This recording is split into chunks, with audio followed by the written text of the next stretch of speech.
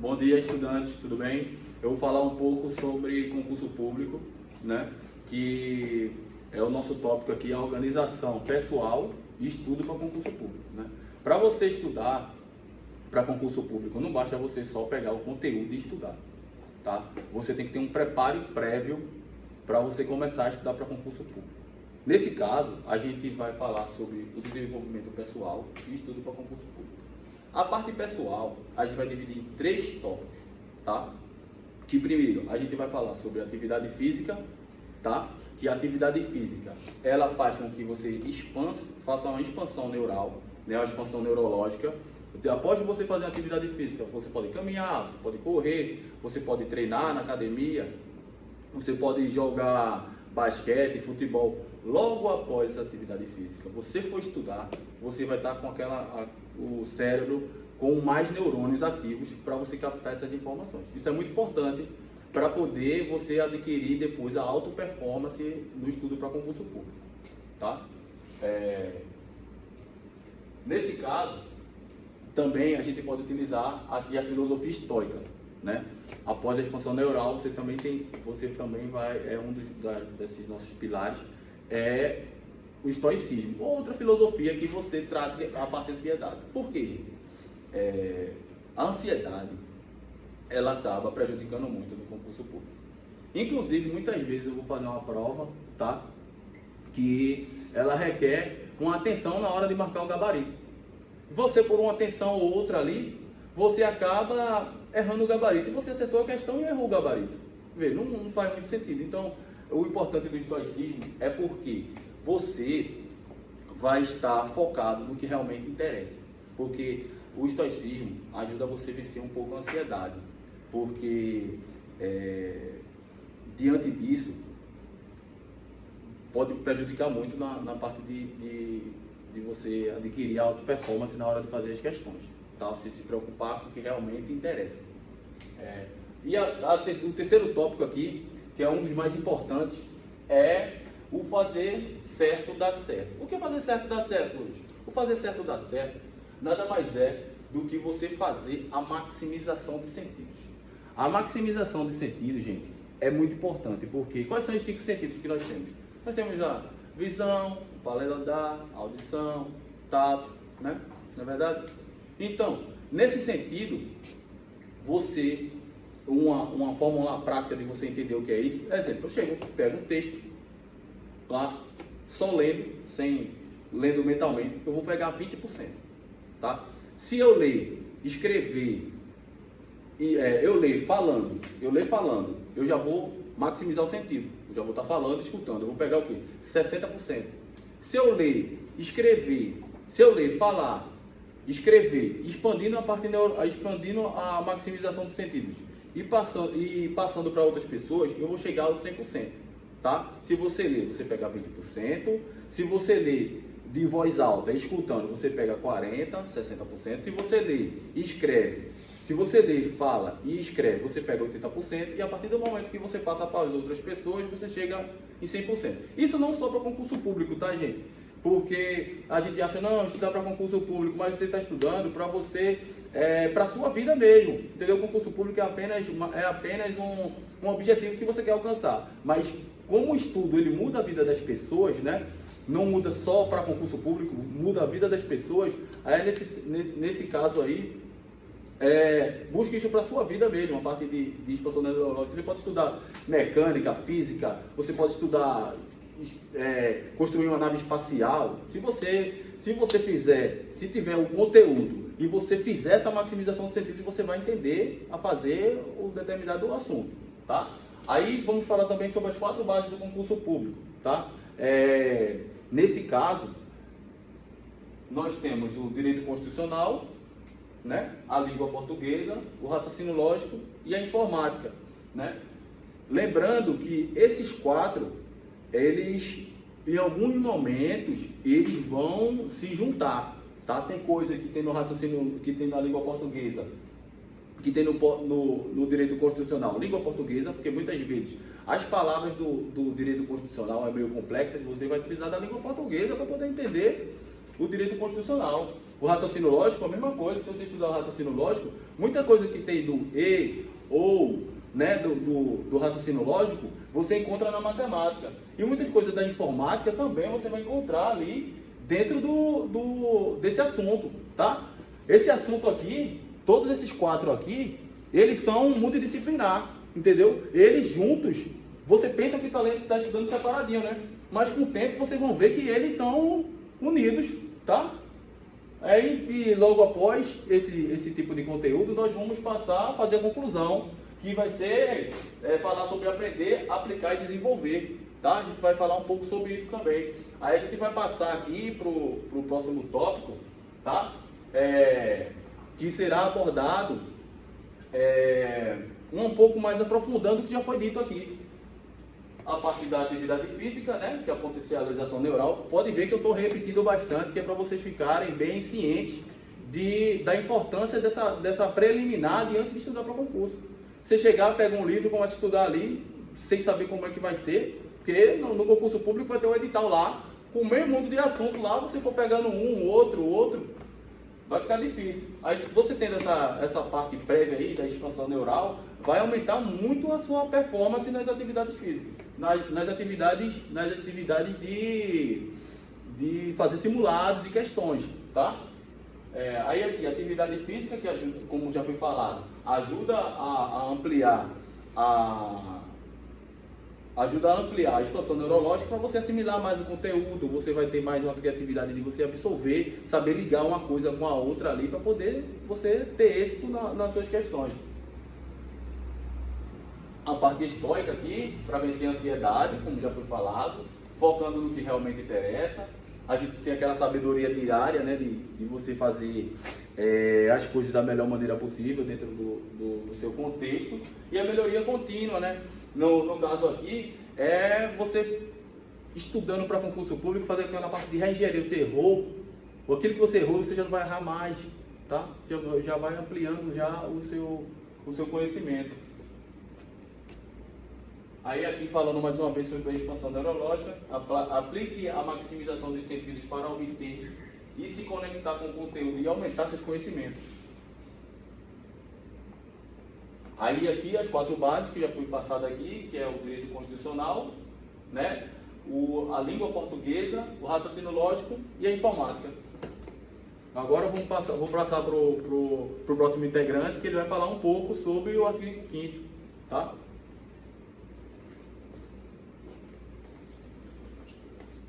Fala pessoal, bom dia, boa tarde, boa noite para quem estiver olhando. Eu vou falar um pouco sobre o direito constitucional. Vou ler um pouquinho aqui e logo em seguida vou explicar, vou falar bem detalhadamente. O direito constitucional é um ramo do direito público responsável por analisar, interpretar e garantir o cumprimento da Constituição de um país, ou seja, as normas que regulam e delimitam o poder do Estado e garante o cumprimento dos direitos considerados fundamentais. Bom, pessoal, eu vou falar agora sobre... Na verdade, a Constituição ela foi formada em 1988. E aí tem vários artigos e separamos 2 que achamos que seriam mais importantes assim para abordar. Eu, Matheus, vou falar sobre o artigo 5º, o nosso colega vai falar sobre o artigo 37. E só para dar uma maximizada aí nas nossas mentes, é sempre bom ler um pouquinho, sabe, entender o direito constitucional, a nossa Constituição, né? Por quê? Porque lá tem nossos deveres e direitos. E assim como brasileiro, mesmo como cidadão, é sempre bom nós ter a Constituição na ponta da língua para caso a gente precise, saiba os nossos direitos e deveres. E aí eu vou ler um pouquinho e aí vou falando logo em seguida. Bom, o artigo 5º, vou falar um pouco. Todos são iguais perante a lei, sem distinção de qualquer natureza. Bom, o que isso quer dizer? Que o homem e a mulher é igual, independente, todo ser humano é igual. Porém, em alguns casos, tem um olhar um pouco diferente. Vou dar um exemplo. Na licença maternidade, a mulher ela tem um tempo a mais do que o homem. Por quê? Por motivos óbvios, que a mulher se desgasta mais, tem lá o filho e precisa de um tempo maior para para estar em dia, para ficar bem, para ter lá a criança com ela, cuidar da criança. Já o homem é um tempo menor, porque ele está ali tudinho, mas ele precisa também trabalhar, como ele não teve o mesmo desgaste que a mulher, então o tempo para ele é menor. Mas é apenas nesses casos que tem esse olhar diferente, mas na maioria das vezes, no mais, quer dizer, o ser humano, o homem e a mulher é igual perante os deveres e os direitos. E aí, seguindo, garantindo-se aos brasileiros e aos estrangeiros residentes no país a inviolabilidade do direito à vida. O que isso quer dizer? Bom, a vida perante a Constituição não é a partir do momento que você nasce, mas a partir do momento que gera o feto ali no ventre, no útero da mulher. E a partir do momento que está gerado ali o feto, a partir daquele momento ele já tem direito a toda a Constituição brasileira. E é que quer dizer, tem direito à vida, à proteção e aos cuidados. Já tem o dever, já nasce com os deveres e os cuidados aí do governo. Tem direito ao hospital público, à segurança pública. A partir do momento disso daí que nasce, já tem direito, na verdade, a partir já do ventre, mas assim que nasce já pode usufruir. Vamos seguir mais. Estrangeiro, país, e aí tem o direito à vida, à liberdade, à igualdade, a segurança e a propriedade. Que isso quer dizer que todo ser humano, todo cidadão, ele tem direito à vida, à liberdade, à igualdade e à segurança. Que todo mundo tem o direito de ir e vir e a liberdade de expressão. Algo que foi perdido durante a época da ditadura, que não podia se expressar direito, mas aí com a Constituição de 1988, tudo isso mudou e aí temos o direito de ir e vir e de livre expressão. Claro, perante todas as diretrizes de respeito e tudo dentro da lei, mas podemos nos expressar da nossa melhor forma aí. E a segurança à propriedade. O que significa? Vou dar um exemplo. A polícia chegar na sua casa informando que tem uma denúncia, que tem arma ou droga na sua casa e aí quer adentrar a sua casa. Não pode. Por quê? Porque para adentrar só com uma ordem judicial, assinada pelo juiz. E isso também só durante o dia, das 6 às 6 da noite. E sem isso, a polícia não pode adentrar a sua residência. E isso é garantido com o artigo 5º, que nos garante tudo isso. Tem outros incisos nesse artigo, que é um artigo também muito grande. Eu vou falar alguns outros também, só para a gente abordar aqui. Que um outro inciso é que todos nós, cidadãos, temos direito à defesa. Estamos lá, estamos respondendo algum processo e aí não temos condições de pagar um advogado, e aí a justiça vai ao Ministério Público e cede um advogado. Tem todos os trâmites, sim, tem a burocracia, mas todo cidadão brasileiro e residente estrangeiro legalmente aqui no país tem direito sim à defesa. Outro inciso também, que é o nosso direito como cidadão, toda aquela acusação conosco, somos, até comprovar a acusação, somos inocentes, e isso nos acoberta na Constituição. Bom, esses são alguns fatos que está aí no artigo 5º da Constituição, e abordei aqui para vocês. Vou passar a bola agora para o nosso colega, que ele vai falar um pouco sobre o artigo 37. Obrigado. Bom dia a todos, meu nome é Adri e vou falar um pouco sobre o artigo 37. Vou ler um pouco para vocês, só um resumo, para vocês entenderem.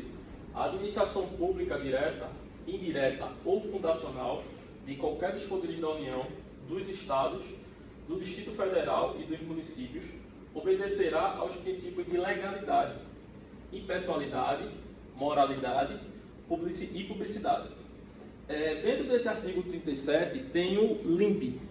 O LIMP significa legalidade, impessoalidade, moralidade, publicidade e eficiência. Eu vou falar um pouco para vocês de cada um. A legalidade é a lei, onde tem que agir dentro da lei. Ele fala que tem que agir dentro da lei. Tem a impessoalidade.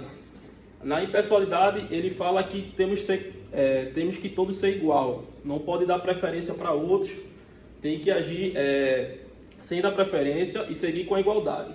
Também temos a moralidade. A moralidade fala sobre a ética. Temos que ser éticos.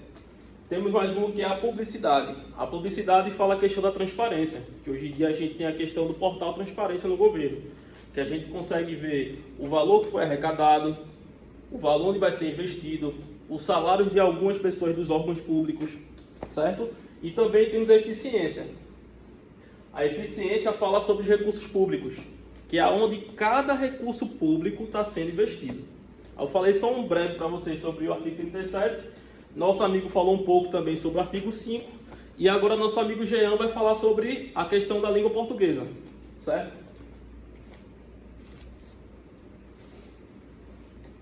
Olá, gente, me chamo Jean.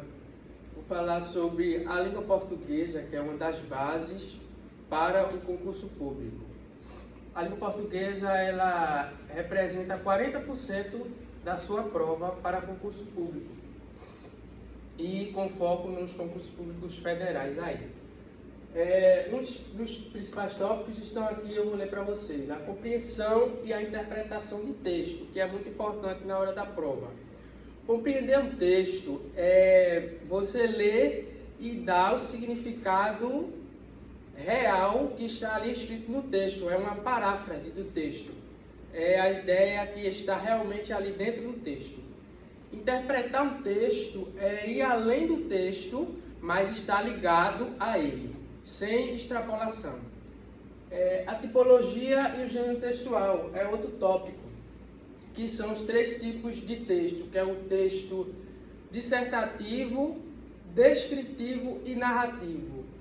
E também tem a coesão e a coerência, porque um texto ele tem que estar coeso e coerente para que haja uma melhor interpretação dele. E também temos a ortografia e a pontuação. A ortografia vai lhe ajudar a escrever melhor e a pontuação vai lhe ajudar a também manter o texto organizado. Vai lhe ajudar também na hora da redação, que cai muito nos concursos públicos. A sintaxe, ela estuda os termos da oração, como sujeito, o aposto, o vocativo. E também tem a questão da morfologia, que é muito importante, que ela estuda a estrutura das palavras, a formação e a classe de palavras, que são o substantivo, o artigo, o verbo e por aí vai, né? Também a gente precisa entender que o português de concurso público não é um português que a gente aprende na escola, é um português mais aprofundado. E aqui tem algumas dicas de livros onde vocês podem aprofundar o seu português, que é a Nova Gramática do Celso Cunha e Sintra, Bechara para Concursos, de Evanildo Bechara, e a Moderna Gramática, de Evanildo Bechara. Esses livros vão lhe ajudar a se aprofundar nessa disciplina tão importante que é a língua portuguesa, que vai estar em 40% da sua prova. Obrigado por tudo e eu vou passar para o próximo integrante, que é o Vitor. Bom dia, boa tarde, boa noite. Eu vou falar um pouco sobre raciocínio lógico, ou melhor, raciocínio lógico matemático. Que temos algumas matérias como equivalências lógicas, lógica de argumentação, em que o estudo da teoria pode ajudar bastante o estudante a entender melhor as questões. Não só essas duas, como também temos argumentação lógica, análise combinatória, tabela verdade, porcentagem, são algumas outras. Mas o raciocínio lógico vem sido substituído pelo AFO, Administração Financeira Orçamentária, que consiste na administração das finanças e do orçamento público, ou seja, está relacionado com os 3 poderes. Mas especificamente com o Poder Executivo, que administra o dinheiro público dos impostos, que o governo recebe. E no contexto dos concursos federais, eles são cobrados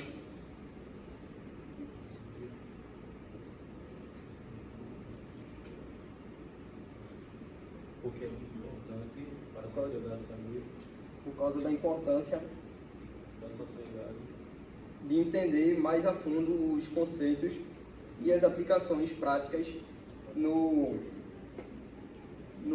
bem-estar do cidadão. Obrigado. Pronto, obrigado. Vou passar para o próximo integrante.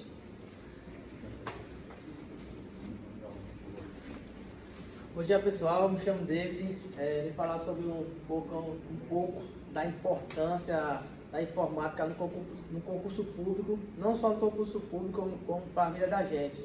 Também a informática é muito importante. Temos tópicos aqui, em geral, os tópicos frequentes em informática para concurso incluem sistemas operacionais, principalmente o Word, que é o pacote de Office que ele inclui o Word, o Excel e o PowerPoint. Nas nações do software, ele é muito importante para quê? Para a gente elevar nossa mente, buscar mais interesse naquela importância do que realmente que a gente quer, do que a gente vai buscar.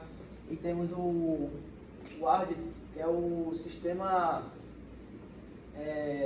físico, é o sistema físico, que é o mais resistente, que é o que a gente tem que estar preparado. A gente tem que estar preparado fisicamente, psicologicamente, porque para a gente enfrentar o concurso público, essas questões que a informática não é fácil, porque a gente sabe todas as métodos que tem para poder chegar no objetivo que a gente quer. Principalmente aqui, segurança de informática, além das questões sobre as redes, computadores e os fundamentos da computação da nuvem, que é onde a gente salva o nosso programa, que é onde a gente consegue salvar tudo que a gente pesquisou, para que a gente não perda, para que a gente venha se aprofundar mais no sistema da informática. Como a gente sabe, a informática tem um contexto muito grande, e na informática a gente também pode colocar os 3P, que é o pare, pense e prossiga. Qual é o pare na informática? Você vai parar, vai poder analisar todo o sistema que você está trabalhando. E o pensar, depois que eu parar para analisar o problema que eu vou parar, vou pensar, será que é aquilo realmente que eu quero, para poder estender mais à frente no concurso público, para poder analisar mais as questões que eu vou fazer, para poder decorar mais a mente. E o prosseguir. Qual o prosseguir? Prosseguir é o pontapé que você vai dar na frente, que você vai chegar onde o objetivo que você quer. Você vai chegar lá, depois que você parou, pensou em prosseguir, é só bola para frente. Você vai fazer o quê? Vai aperfeiçoar mais nas questões da informática que você está vendo. Toda a questão aqui, o Word, o software, PowerPoint, Excel, é muito importante para a gente. Não só no concurso público, como para a vida da gente que quer se aperfeiçoar mais na frente. Ser um advogado, ser um juiz, ser um...